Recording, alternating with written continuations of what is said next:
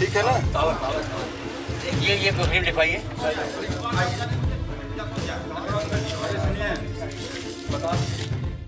ज्ञानवापी मस्जिद के निचले कमरे का ताला खुला और इसके साथ ही सामने आया वो संसार जिसके सर्वे से पता चलेगा क्या वाकई ज्ञानवापी मस्जिद को मंदिर तोड़कर महादेव के धाम के ऊपर बनाया गया। पान का पत्ता। कमरे के अंदर एक पत्थर के नीचे जब कैमरे की नजर गई तो पान के 2 पत्ते नजर आए। इन पत्तों को गौर से देखेंगे तो आपको पता चलेगा कि पत्तों के अंदर कुछ आकृतियां हैं। अगर आप इतिहास को पढ़ेंगे तो आपको पता चलेगा कि सदियों पहले उत्तर भारत में प्राचीन नागर शैली का प्रचलन था। उत्तर भारत के कई मंदिर नागर शैली में बनाए गए हैं। नागर शैली में मंदिरों की साज सज्जा के लिए प्राकृतिक चिन्हों जैसे फूल, पत्तों और बेलों का इस्तेमाल किया जाता था और इसी वजह से सवाल उठ रहा है, क्या ज्ञानवापी के तहखाने में मिले ये चिन्ह नागर शैली से जुड़े हैं और क्या ये महादेव के मंदिर के ही वो अवशेष हैं जिन्हें औरंगजेब के हुक्म पर मस्जिद के नीचे दबा दिया गया था। टीम आगे बढ़ती रही और साथ ही साथ तहखाने से जुड़ी जगह के सच सामने आते गए और कैमरे में कैद हुआ एक ऐसा ही सच था, स्तंभ। अंदर बढ़ने के कुछ ही देर बाद एक टीम को एक स्तंभ मिला और इस खंबे पर थे ठीक वैसे ही आकार जो किसी मंदिर की घंटियों के होते हैं। चूंकि इस्लाम में घंटियों को इबादत की प्रक्रिया में इस्तेमाल नहीं किया जाता, इसी वजह से एक बार फिर सवाल उठा, क्या ये घंटियां मंदिर में पूजा पद्धति की प्रतीक हैं?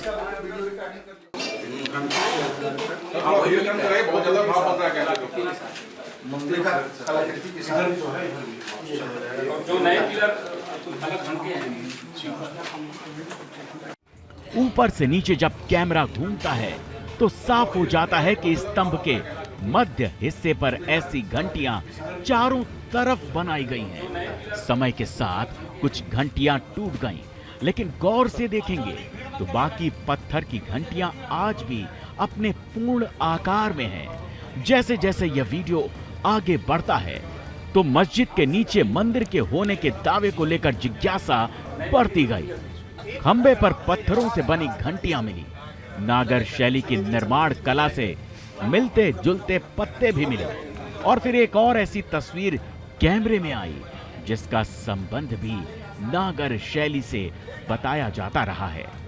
ये थे खंबे के अंदर बने आले। आला यानी वो हिस्सा जहां आम तौर पर रोशनी करने के लिए दीपक रखा जाता है।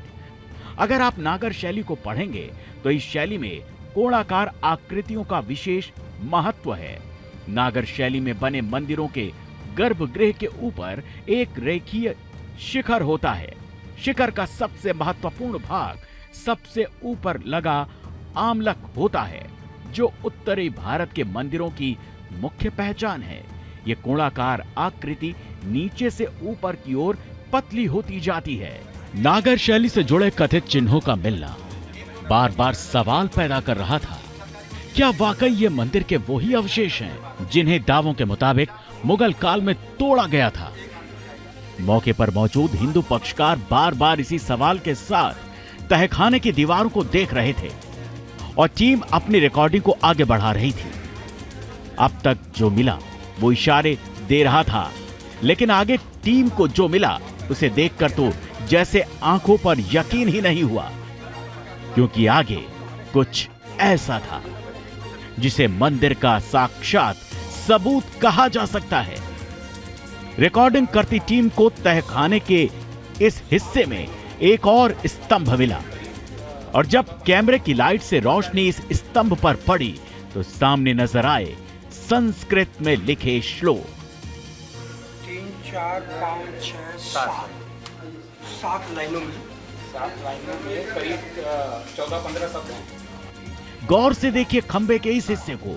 वक्त की धूल की वजह से ये शब्द थोड़े धुंधले पड़ गए हैं, लेकिन ये संस्कृत भाषा है। ये खुद वो अधिकारी कबूल कर रहे थे जो मौके पर मौजूद थे।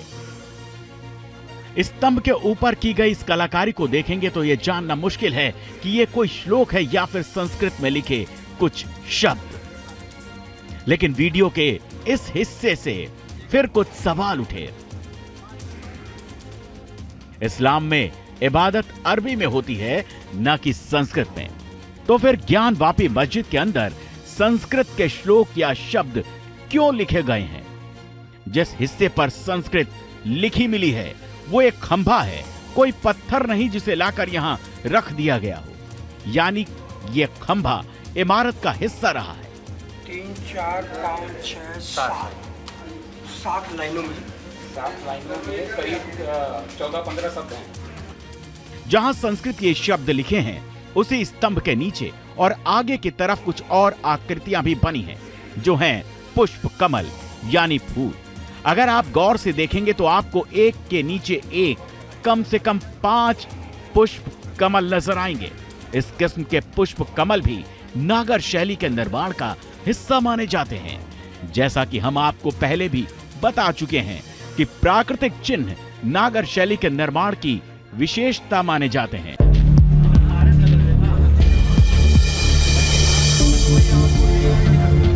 तहखाने के पूर्वी हिस्से के बाद जब कैमरा बाउंड्री की तरफ पहुंचा तो पान की कलाकृतियों वाली ये सफेद रंग की दीवार मिली।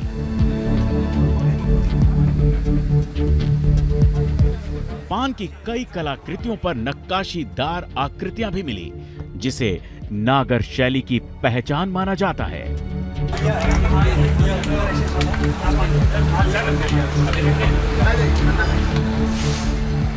ये ज्ञानवापी की वही दक्षिण हिस्से की दीवार है जो काशी विश्वनाथ मंदिर के बेहद करीब है।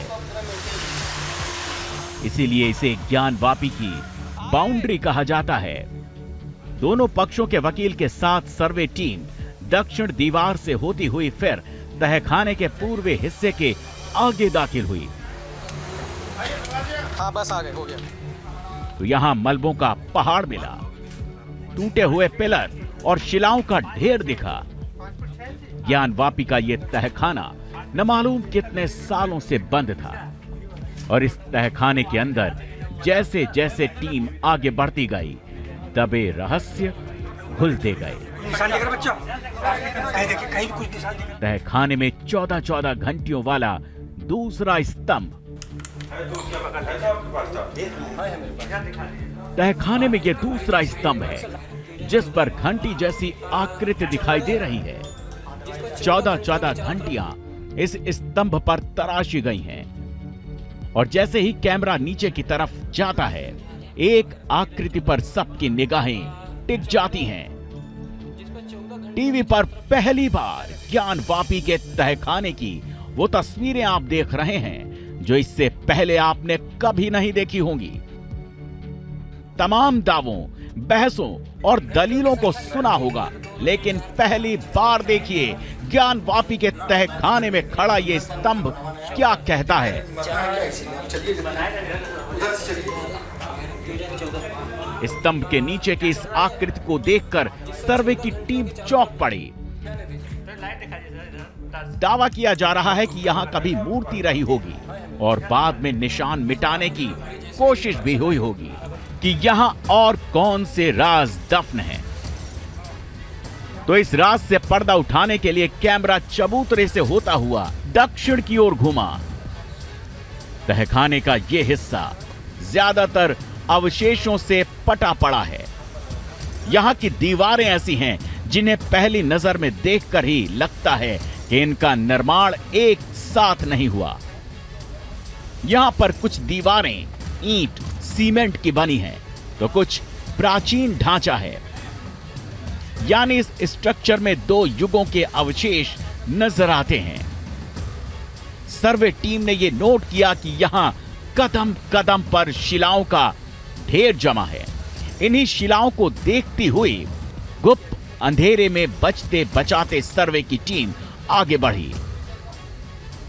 दक्षिण की तरफ पहुंचने पर एक ऐसी दीवार दिखी जिस पर कमल का फूल स्पष्ट नजर आया। हिंदू मान्यताओं के मुताबिक पुष्प कमल को लक्ष्मी स्वरूप कहा जाता है। हिंदू मंदिरों में कमल पुष्प कमल की नक्काशी की पौराणिक परंपरा रही है।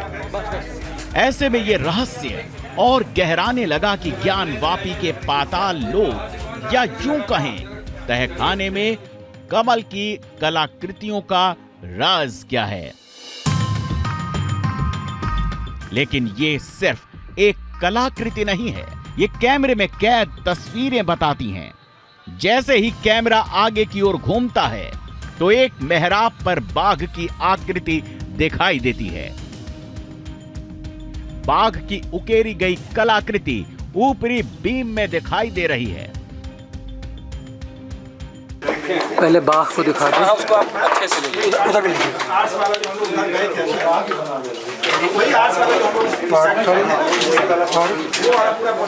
सब में घुरिया लगा है। विनायक जी, बाघ के डिजाइन लिखा आपने?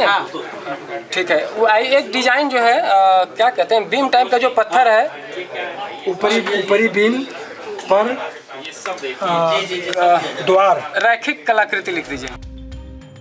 जिस संरचना पर बाघ की आकृति दिखती है वो संरचना यहाँ की दीवार से बिल्कुल अलग है।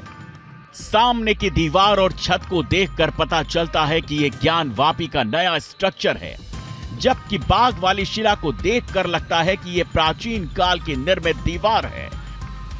इसी तरह की संरचना हमें तहखाने की इस छत पर भी नजर आई।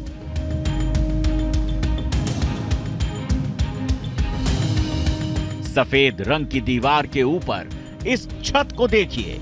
इस नक्काशीदार छत की कलाकृतियां किसी मंदिर नुमा आकृति जैसी हैं।